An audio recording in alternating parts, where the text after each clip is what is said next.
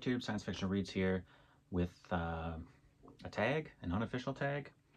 I'm not sure. I don't really do tags, but this one is certainly appealing.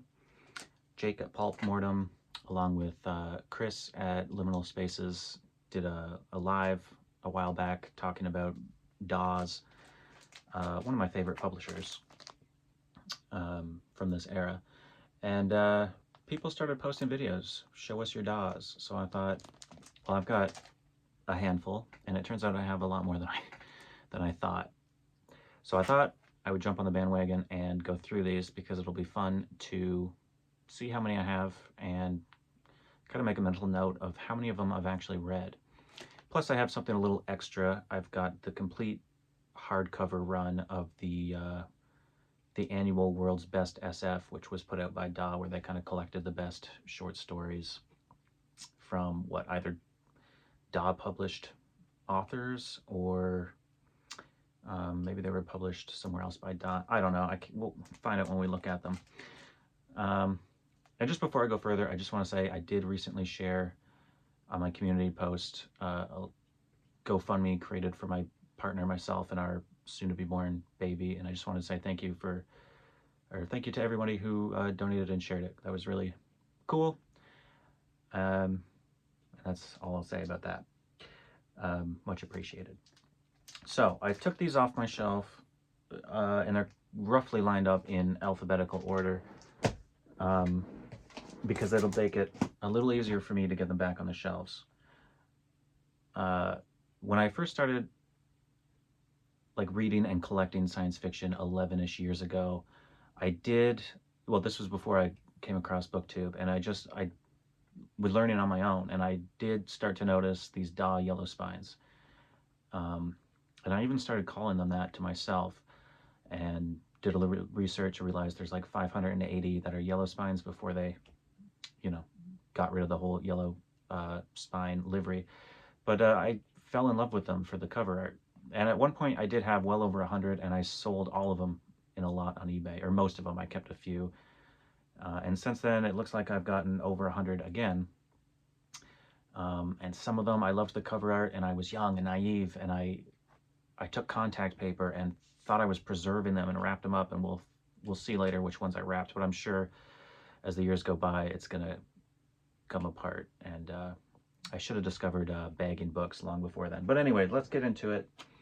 If we're starting alphabetically, and maybe halfway through I'll go through the hardcovers. Starting alphabetically, the first I have would be the Book of Brian Aldiss. Someone who I've not always gotten along with his short stories. They're either incredibly epic, and I can't believe how good they are, or they're not great. But actually, I've had the same experience with his novels, with Hot House being the highlight of anything he's written. I absolutely love that. But that's the only DAW Aldiss I have. And I am going to try and collect all the Book of, I don't know how many they did, I can't remember now. I've got the first Dre Prescott by Alan Burt Akers, which I think is a pseudonym if I remember. There's probably a bunch of these. Maybe not all of them were done by DAW.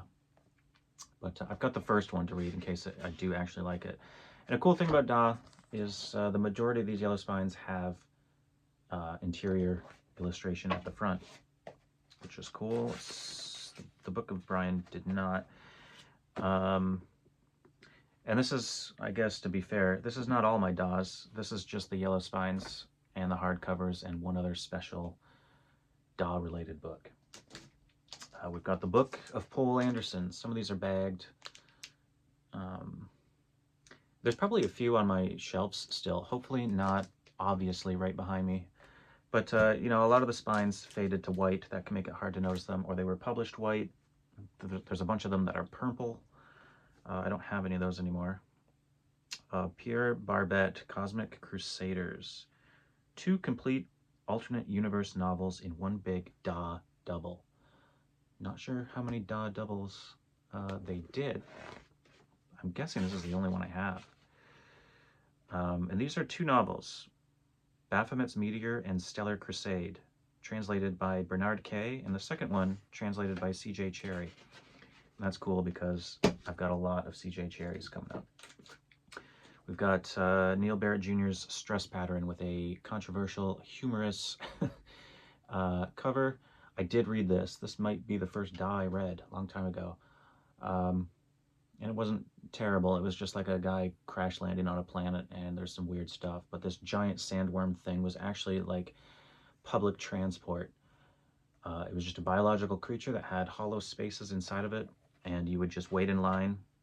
And that's exactly what's happening. This is like the first scene in the story. He crash lands, he gets out of his escape pod. He's walking through the desert and he just finds these weird humanoids standing in the desert. He stands with them, and soon enough this bus in the form of a, or more like a train, in the form of this worm shows up, and he boards it, and his adventures begin. And the interior artwork we have here is kind of that crash landing scene. That I must have read 10 years ago. I'm amazed I remember anything.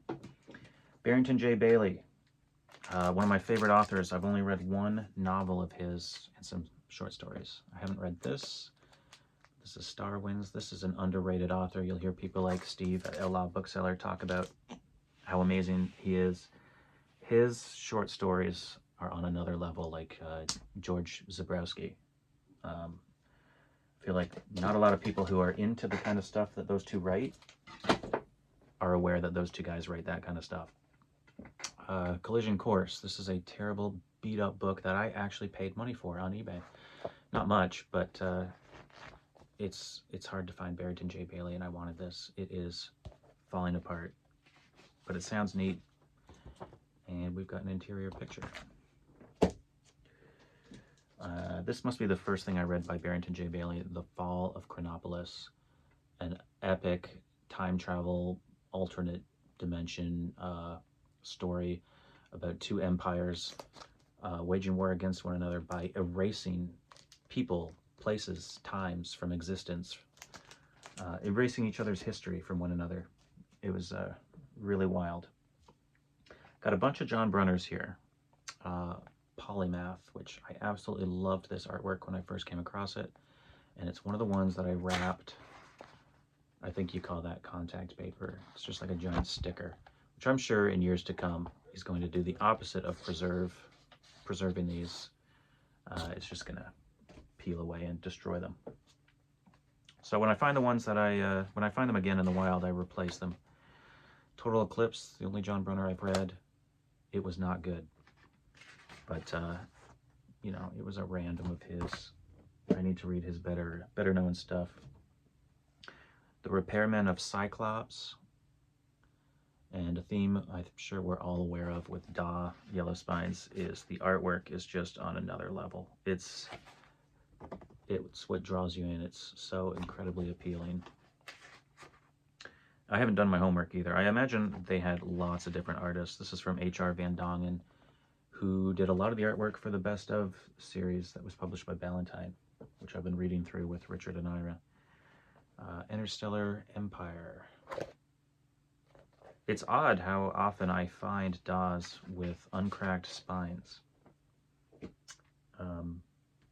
Pretty much everything I've shown so far, aside from one, they pretty much have uncracked spines. So, I don't know, they look like they were mass-produced, but actually the quality is... it must have been decent for the time.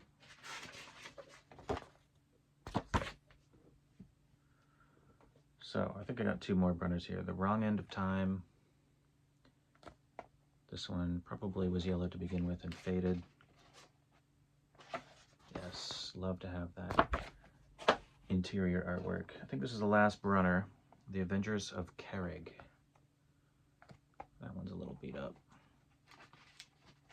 Oh, this has a note in it. I was over with my boyfriend. He says, I can't read it, but somebody scribbled a note to somebody,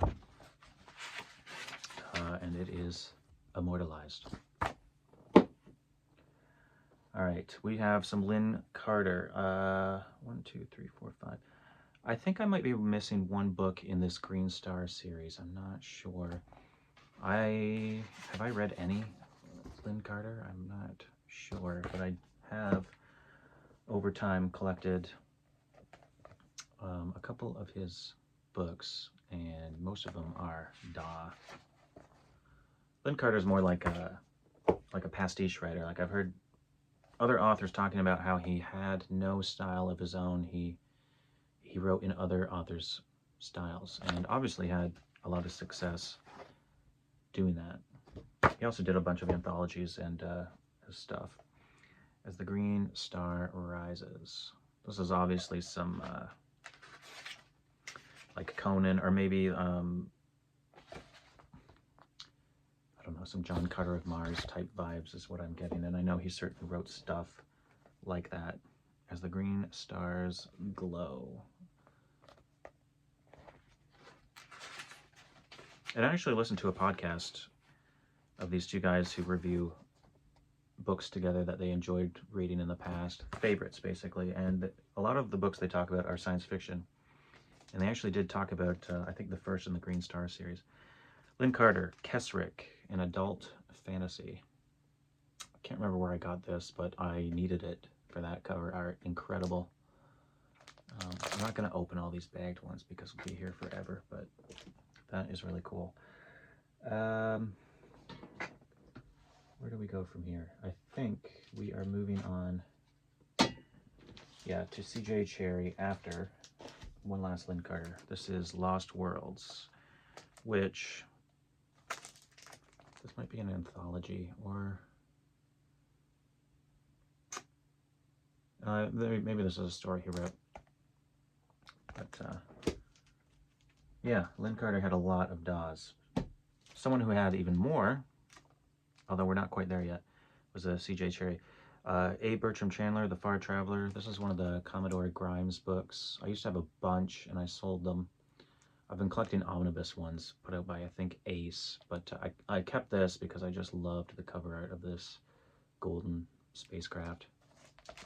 All right, on to C.J. Cherryh. We've got the Faded Sun trilogy, one of them in that trilogy. I have read some Cherryh, and we're going to get onto those books. They were some of the first SF, well, science fantasy, really, that I read. The Dreamstone, I think that's a standalone. My intent is to go through these quite quickly because we've barely begun and we're 12 minutes in. The Tree of Swords and Jewels.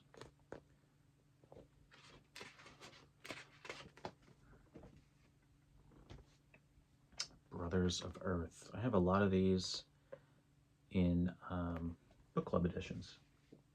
C.J. Cherryh had a lot of her books republished as book clubs. This one is Beat Up. Serpent's Reach. So far, I don't think we've got to any that I've actually read of hers. A lot of her books take place in a massive future history, the Alliance Union universe or something, but it's been quite a while since I've read her stuff.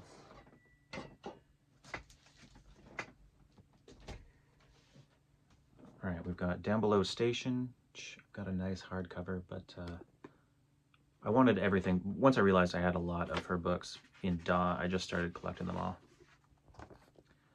I haven't read Down Below Station, but it's obviously one of her better known books. Voyager in Night.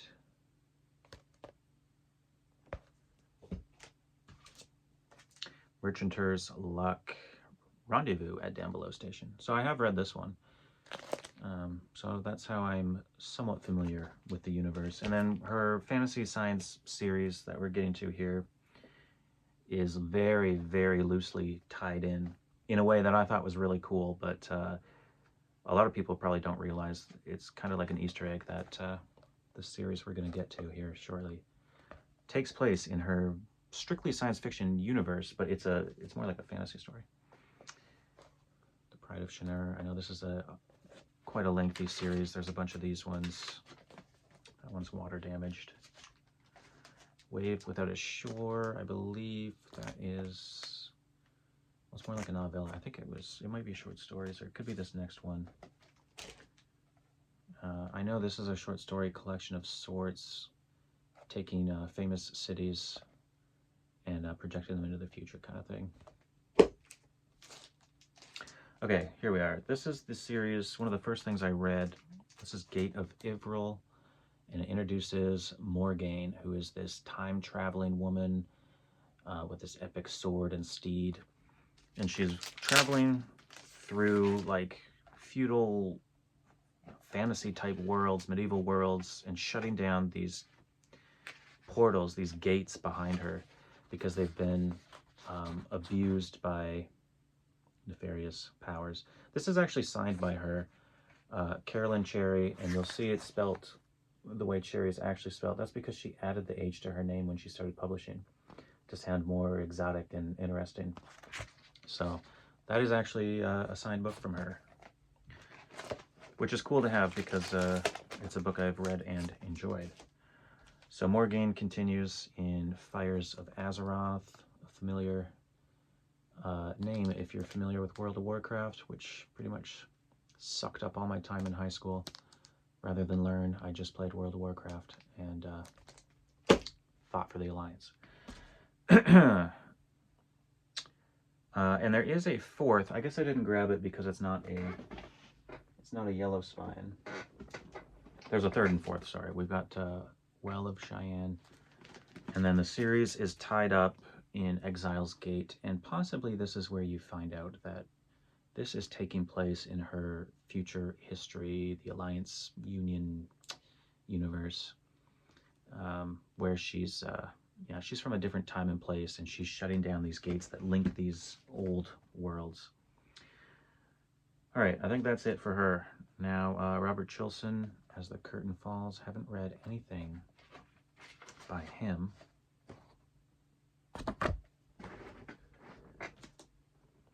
Hal Clement, Ocean on Top. Got a lot of Hal Clement, but that's the only DAW.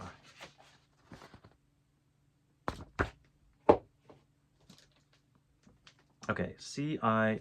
de Fontenay. This is Star or Psy Cassiopeia. This was written, I'm going to have to open it to find out. I think this was written in the late 1800s. This was published in 1854. This is not a well-known book from what I can tell, but this is a very early science fiction. It involves a man, maybe in Tibet or something, finding these records, these lost records in a cave, and they tell the story of another race. I think the records, the planet exploded, and these records were kept in a vault, and a chunk of rock from that planet with the vault landed in Earth high in the mountains, was preserved. This guy found it and translated it to English, and this is basically a translation of a different species history. They travel from their planet to the moon, and I think they colonize a different planet or moon or something, all written in 1854 by some kind of doctor or scientist. And it was neat because he refers to his own medical papers, his actual real papers that he published.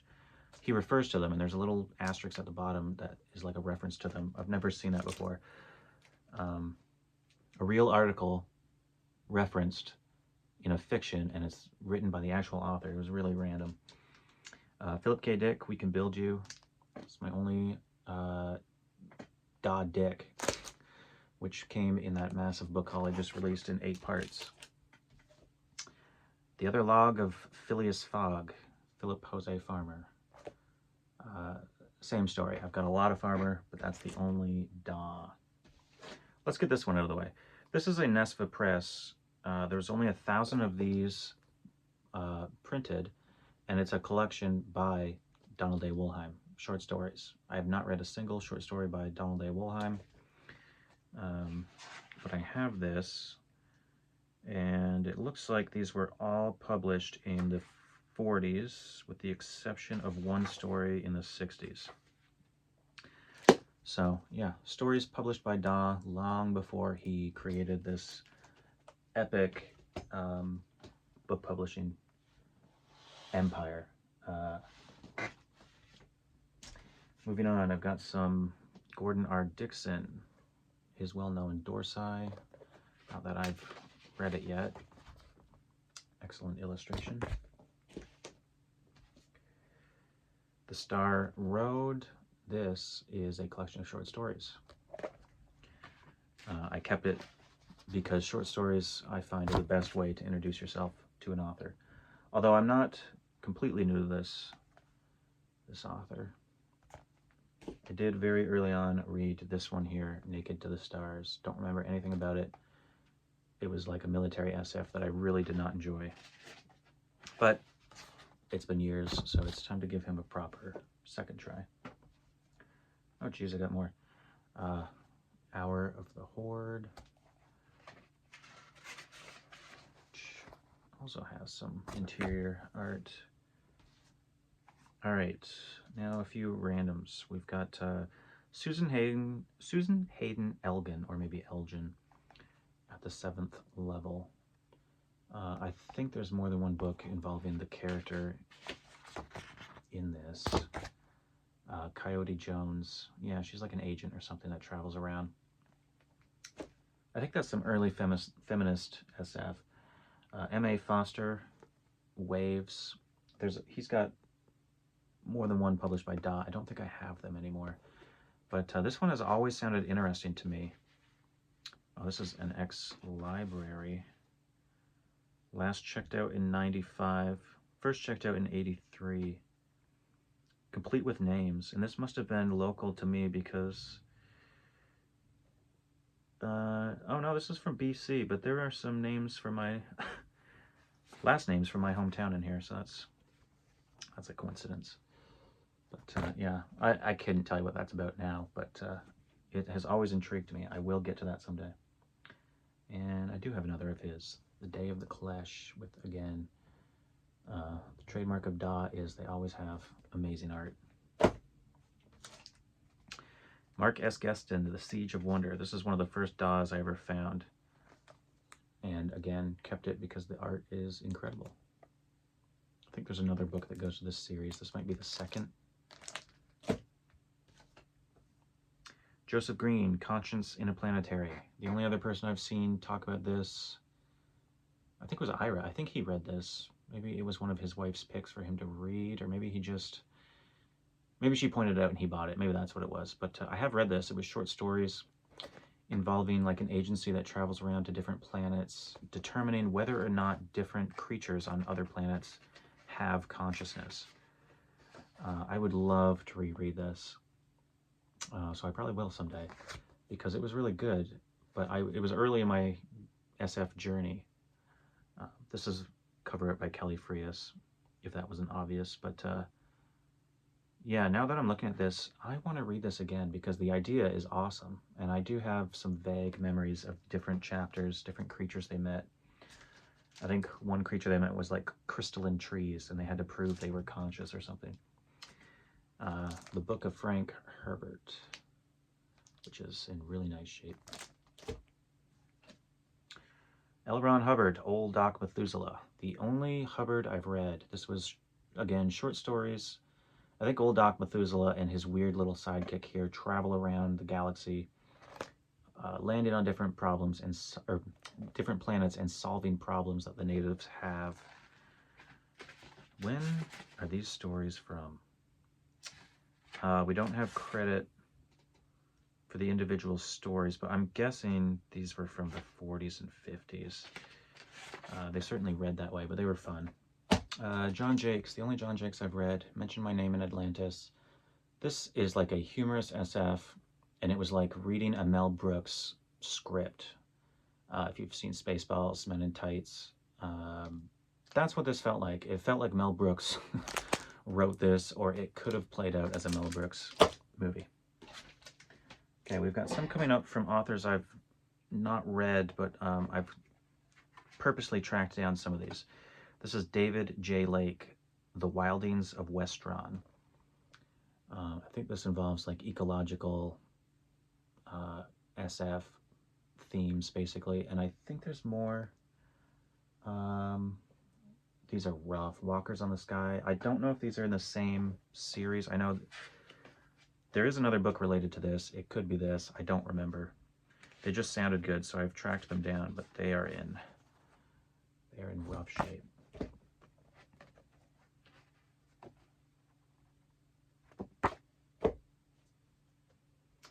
These next four, I think, are the only fiction books written by this author. I'm not sure if I have them in the right order, but this is Arthur H. Landis, Home to Avalon. So this involves a planet where magic works, and we've got people presumably from Earth landing there. Yeah, Earth people migrated, and magic works on this planet or something, so it's kind of like a King Arthur type thing, but on this other planet, and it's either three, oh, it must be all, yeah, these must all be the same series, but I do believe when I looked these up was when I learned that this was the only fiction that this guy wrote. I believe he wrote some non-fiction stuff. I wouldn't be surprised if he wrote some history books or something. Keith Laumer, Dinosaur Beach. I think I tracked this down because Steve, the Outlaw Bookseller, mentioned it, recommended it. I think I've only read some short stories by Laumer. I know he was incredibly prolific, but so far I haven't really enjoyed what I've read of his. We've got another book of, the Book of Fritz Leiber. Brian Lumley, The Transition of Titus Crow. This might be more like horror, yeah, and I think there's more books involving this character, or at least in this series. Moorcock, The Time Dweller. I had others of his that I've sold on eBay. I think there's one or two still on there. The Book of Andre Norton, which I should probably read as my first Norton. Introduce myself to her through her short stories. Now these are mostly in alphabetical order, except there's not all these are on my shelves because I don't have the space. So there's a bunch of Norton that's usually in a box coming up. Doris Pachercha, Earth and Twilight. She wrote some wild, sometimes hypnotic, sometimes hard to follow stuff. I've read this. A lot of her stories are kind of post-apocalypse or far, far in the future. This one, like, the world is overrun by giant plants and insects, as we can see here. Don't remember how I felt about that one. The Dimensioneers, which I have not read. Earthchild, which I recently read, and again, Earth is overrun by giant creatures and plants, and there's only one woman left on Earth, and she has this weird relationship with these two weird life forms that have overtaken the Earth, kind of thing. It was good, but at the end of the day, there was practically no plot, which is possibly a theme of her books. James H. Schmidt's The Telsey Toy. I've read almost everything he's written. This involves his classic character Telsey Amberden. And The Telsey Toy is a short story, so this is probably a few short stories. 4 parts of this book appeared individually as novelettes. Yeah, this is 4 different short stories. Probably all involving Telsey Amberden. And 2 special ones to wrap up this first part, and then we're going to have to shuffle some things around. We've got Michael Shea, Nift the Lean. His Nift stuff is so damn hard to find. This sells regularly on eBay for $100. And I have, like, aside from the spine has faded and there's some sticker residue, it's an immaculate copy. I think I read a different copy, then I upgraded to this and I sold the other copy. This is some really good, like, sword and sorcery, very dark. Nift is like a rogue character who travels around with a sidekick, and they get in all sorts of otherworldly mishaps and adventures. There's other collections of stories involving him, but they're so damn hard to find, and they're super expensive. I'm always checking online, but so far I've had no luck tracking any of them down, you know, for less than $50, which I can't justify. And I have one other from him, A Quest for Symbolists. This takes place in Jack Vance's Dying Earth universe. So I'm saving this because I've only read a couple of the Dying Earth stories, and that was way too long ago to remember anything. But again, we've got some epic art. I bought this off Norm at the bookstore on Pluto.ca, who regularly has DAWs, and they're almost always in excellent shape. And now I'm going to take a break and move some stuff around so I can show off the rest of these. Next up is Brian Stableford, who I've been on a mission the last few years to collect all of his DAW yellow spines. I haven't looked in a while. I might have all of them. Okay. So Brian Stableford in the 70s had 2 6-book series come out, and they were published by DAW in the States. In the UK, they were published by someone else. This is the first in his Star Pilot Granger series, which involves kind of a troubleshooter who goes around the galaxy for his government agency solving problems. But what he doesn't tell anyone is years ago he crash landed on a barren planet, spent a lot of time there before he was rescued. But there was this disembodied consciousness, which is natural for this type of alien, that was also stranded there. And it lives, well, normally it survives inside other creatures' brains. So when he crash landed, it merged with him, and now it's a second consciousness in his head that he communicates with, and they work together to solve these problems. But he never tells anybody that he has this alien in his head. So there's the first one, the Halcyon Drift. And a number of, I should have mentioned this a long time ago, another of the Stableford's books, and a number of DAWs in general, when they were reprinted, they were printed with different cover art. So some of these that I'm going to show you, you can find with different covers. Presumably, because this is the order they're in, this must be the next one. Rhapsody in Black. Promised Land. And I've read all of these. I don't remember now what each different issue was. He flies around on a ship called the Hooded Swan, and on the UK editions, some of them have cover art that shows the Hooded Swan, and it's been shown in other places. I can't remember now, but there are depictions of the Hooded Swan, which is a pretty neat looking spaceship. The Paradise Game. Number 5, the Fenris Device. Stableford writes really interesting, like, ecology and biology themed stories. Not so much this series, but the next series coming up. Number 6, Swan Song, which my copy's a little rough, and it's one of the ones I stupidly wrapped, which I don't expect is going to do it any good in the long run. That's a Kelly Freyas cover. Now, his other 6-book series, which I enjoyed more, is about the Daedalus, which is a ship that, in this future of the Earth, about 200 years ago, 6 or so planets were colonized, but Earth never really heard back from them. And then the industry and economy kind of collapsed, and it's only now that Earth has gotten back into a position where they can afford to send a ship out and check on these colonies to see if colonization actually worked and if it's viable, because the Earth is once again getting overpopulated. We need to check in on these colonies and confirm that it worked so we can solve our population problem. So you have the crew of the Daedalus.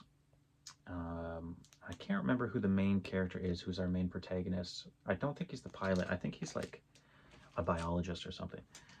But these I really enjoyed. There's like a different biological mystery on each planet that has kind of affected the colonizers, and they've either had no success and they're barely surviving, or their society has changed drastically in strange ways. The City of the Sun. So yeah, they basically just need to solve these problems that arise from humans living in ecosystems they shouldn't be. So I was very pleased when I finally got those 12 books, each of those 6-book series. But there's a lot of other Stablefords. Here's a standalone, To Challenge Chaos. Maybe the only Stableford book that I did not enjoy at all. Don't remember anything about it though, so I have nothing to say. The Gates of Eden. I know this one was not too bad. I enjoyed it enough, but I don't remember too much about it. Again, we've got people on other planets being changed by it. Journey to the Center, which is like a Center of the Earth story, but I think there's 1 or 2 other books to this series, so I have not bothered reading that yet. Optimum. I got this one from Norm at the bookstore on Pluto. It's like immaculate. It's like it's never even been cracked open. The Castaways of Tanagar. And that is, for a DAW, that is a thick book. Looks like we may have another crash spaceship scenario. And I think that might be it for Stableford, an author who's not talked about and not read enough. He's amazing. Just recently passed away. Clifford D. Simak, Cemetery World. Look at that. Epic art. This must be Kelly Frias. And it does depict, not necessarily a scene from the book, but there are these mechanical dogs that are tracking down our main characters. That is a Simak I did enjoy. The Goblin Reservation, one I have yet to read, but Sean Standfast assures me it is a good one. Our Children's Children. This was just in, I think I found this in that 8-part book haul of mine. Really good condition. It's exciting to find a Simak in general, but it's nice to find them in published by DAW. I don't find them too often. So that's the Simaks. All right, we've got Christopher Stasheff, A Wizard in Bedlam. I've had this one for years, haven't read it, but I've always loved, you know, how this guy is just so into whatever cause he is fighting for. Don't think it's supposed to be funny, but it makes me laugh. The City Machine by Louis Tremble. I've heard this one is good. I started reading it like a couple of weeks ago, but I just couldn't get into it.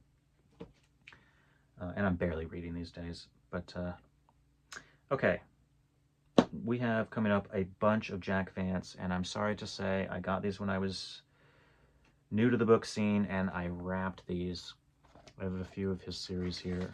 I wrapped them in this stupid stick-on paper. To be fair, this one's not in great shape anyway, but this is City of the Chass. It's about a guy who, I think, crash lands on a planet that has like 4 different species vying for control, and he has interactions with all of them.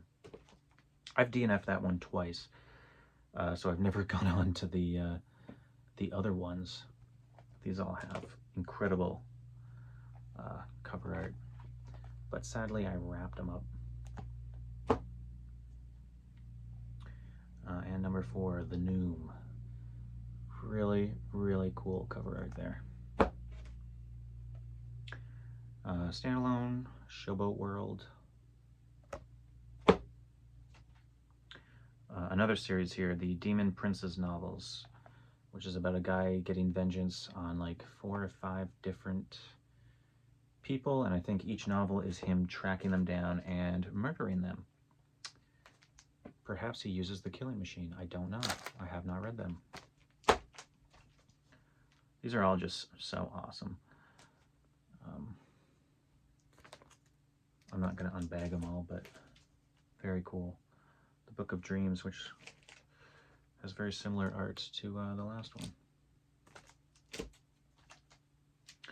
The Grey Prince. I don't know where this came from. I feel like I'm seeing this for the first time.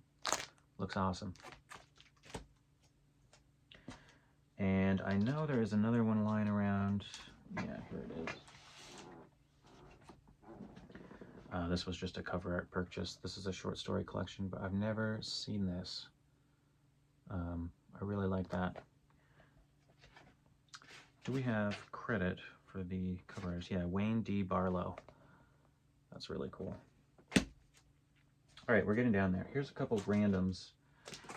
Anthologies. This is the DAW Science Fiction Reader. Full of lots of familiar names. And Terra SF2, the year's best European SF, edited by Richard D. Nolan. I see this and the other one pop up now and then on various places, but I don't want to pay too much for the first one, but eventually, if I find it, I will scoop it up. And I have looked through this. It's a lot of authors not familiar to me, so it will be an interesting read. All right, we've got some Van Goghs. Rogue Ship. The Darkness on Diamondia, which I had this in a recent book haul. It's like an immaculate condition and just epic, epic art. Look at that.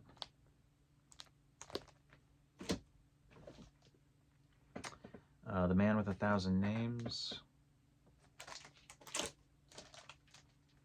And now we're on to Bernard Vinge, The Whitling, which I think was his first published book. I got halfway through this and then I set it down for a while and never picked it back up. Now I think this pile coming up is stuff I just had in storage. I dug these out for this video. Ian Wallace, with not a great title, but epic art. No illustration. Lynn Carter, The Year's Best Fantasy Stories, number 6. With stuff by Zelazny, John Brenner, Tanith Lee, Lynn Carter, Fritz Leiber, Brian Lumley, Orson Scott Card, and a couple others. Andre Norton. Oh yeah, there's going to be a little pile of Andre Norton here. An author I still have not read, though I've been recommended a few things from different people. Here Abide Monsters.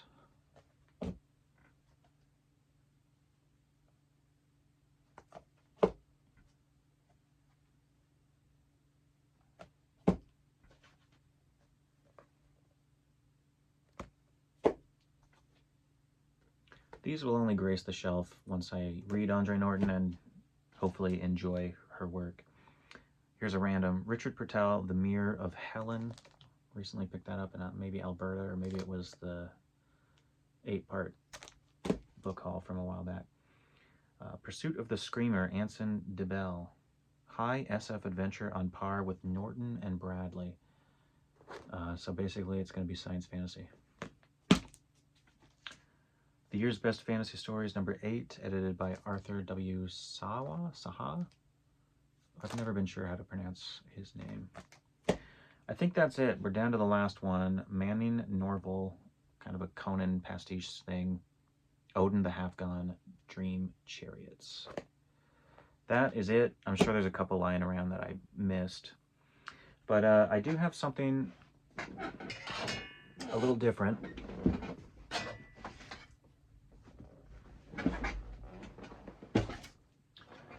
From 1972 to 1990, DAW released the annual World's Best SF anthologies. And just like the paperbacks, these all have great cover art. So let's go through them. I think, I'm pretty sure there's one year missing where, yeah, 1979, there was no hardcover, and I have searched online a couple different times, could never find out why that is. So beginning in 1972, they're all edited by Wollheim, I believe. Some great cover art. I've wrapped all of these in Brodard dust jackets. There's an introduction from Donald Wollheim. And maybe I'll just show off the table of contents for each of these. This one doesn't have a nice, neat table of contents. It's got the page with all the credit as well. But lots of famous names pop up in these. When I decided I wanted to collect these, because I had 5 or 6, I found almost all of them immediately at a book sale. I think I bought 10 or so for 17 bucks. 1973, this is the only one I have missing a dust jacket. I think it was in the batch of 10 I bought. It had no dust jacket, so I tracked it down online. I bought it, it showed up. It also had no dust jacket, so I'm kind of cursed with the 1973 copy. But it looks like there's also an introduction from Donald Wollheim in this one as well. And then maybe for all of them, I'll just quickly, like I sometimes do, I hold up the contents just long enough so you can pause if you're interested. Mainly, it's keeping with the yellow spines that these have really nice, unique art. So I figured I'd show them off. And they are DAWs, so that counts.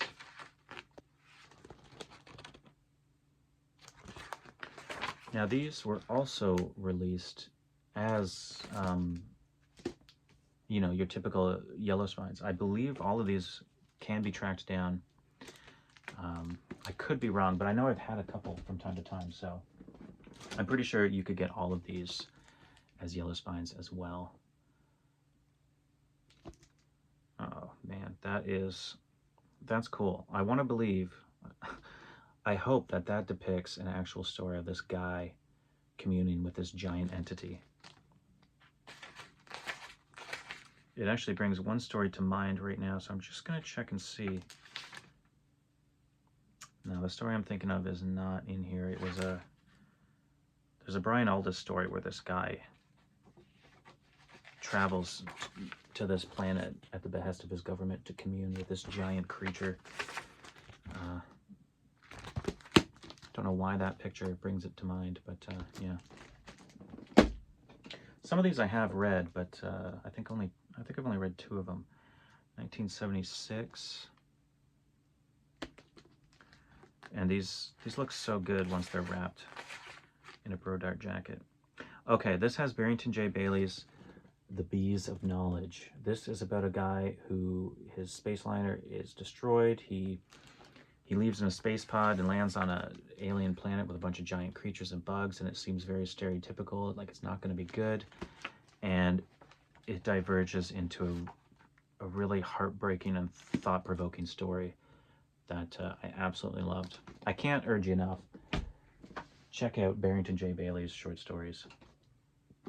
1977. This one I did read because I believe it has Robert Silverberg's novella in it that I was trying to track down. I can't remember why I needed to read that.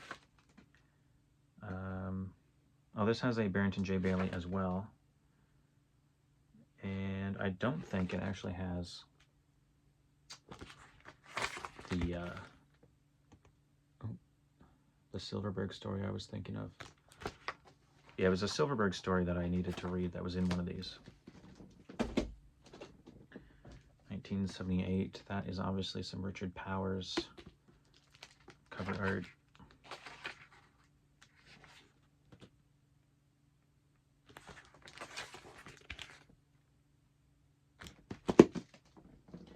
And like I said, there's no 1979 hardcover. There is a 1979 yellow spine, which I haven't found yet. So technically, I do not have a complete collection. So there's 1980.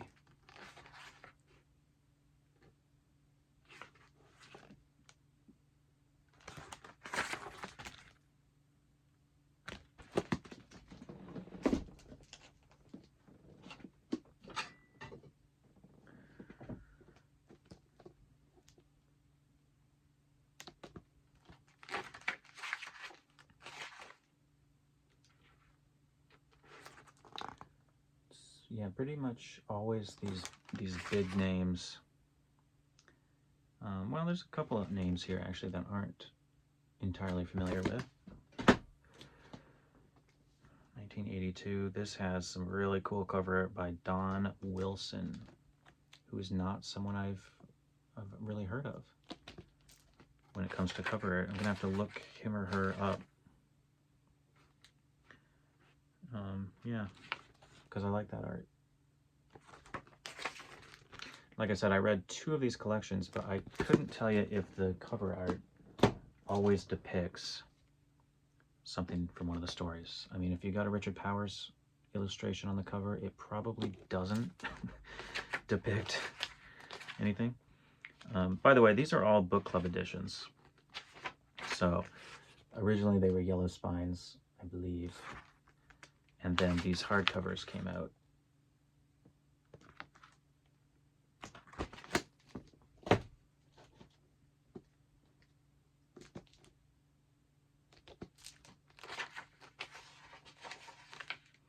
Oh wow, this one has Greg Bear's Blood Music. So I have read this one because it also has Robert Silverberg's short story Home Faring, about a guy whose consciousness travels far into the future and accidentally inhabits a crustacean, kind of like a lobster, and he goes on this epic migration with these sentient lobsters. Really good. It was what sold me on Silverberg. I hadn't read much Silverberg yet. I had a false perception of the kind of writer he was because I had tried one of his stories or novels from the 80s or 90s, which, and he was well past his prime by then. And Home Faring sold me that he was somebody I needed to check out. And now I've got about as many Silverberg books as Yellow Spine DAWs.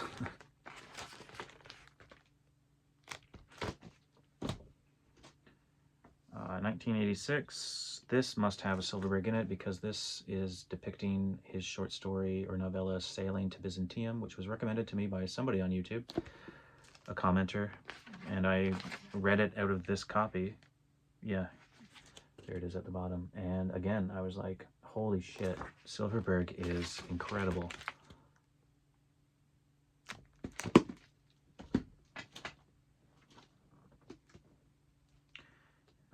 '87. Looks like a lot of these became, Richard Powers definitely had most of the cover arts he did.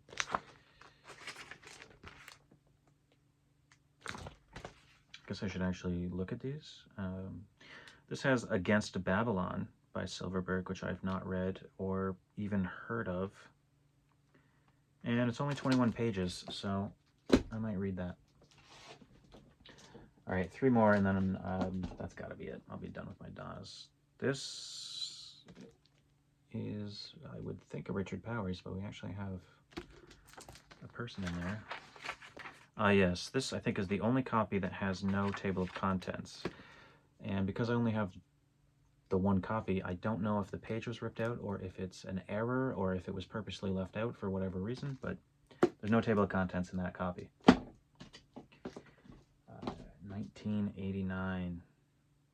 If this is Richard Powers, this is, I like this. This is one of his better ones, but there's not always credit given. Yeah, these later ones do not have credit for the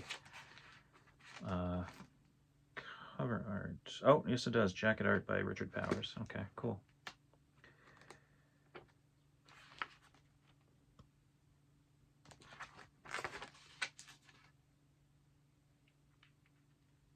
Oh, cool. There's a Jack L. Chalker story in here. I've read a bunch of his novels, but I don't know if I've read any short stories. All right, my final DAW, not including, you know, all the DAW paperbacks that don't have yellow spines, or all the DAW hardcovers I have that aren't these, is the 1990 annual World's Best SF, which I'm going to read this one of these days because that's the year of my birth, and it should be interesting to read what was happening back then. We've got a Brian Stableford in here, another Silverberg, Barrington J. Bailey, something called Death Ship, which, yeah, maybe I'll set this aside and try to prioritize reading it. I'm really struggling to read lately with my health issues and all the stress going on in my life, but short stories are a good way to go about reading when you're not able to read much. So yeah, that is my DAWs. I didn't count those, but I'd hazard a guess that I have more now than I did in the past before I sold them all. So that was fun. I don't have to do videos like this, but when I saw people talking about and sharing their DAWs, I just had to. So, you know, if you're another booktuber with a bunch of DAWs, hop on the bandwagon and show us these awesome, awesome books. Probably my favorite, you know what, not my favorite vintage publisher. I think Del Rey in the 80s, there's something about the look of those books and the people they were publishing. I really like those. But when it comes to cover art, DAWs are the king of vintage SF cover art, in my opinion. So as always, thanks for watching, and see you in another one.